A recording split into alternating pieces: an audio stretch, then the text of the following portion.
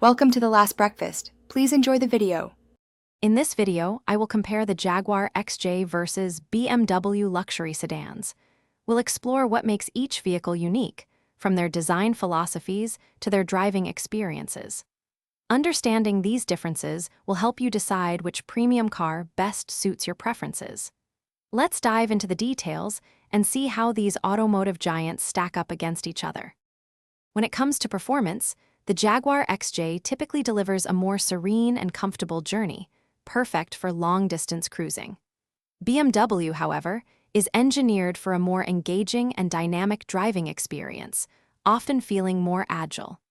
Both offer impressive power plinths, ensuring exhilarating acceleration and confident overtaking on the highway. Hey everyone, if you're finding this video helpful, please hit that like button and subscribe for more content. Quick recommendation: are you tired of messy lunches? Make meal prep easy with these fantastic leak-proof containers. They're perfect for keeping your food fresh and organized. You can find the link and other deals in the description below. Now, let's get back to the video.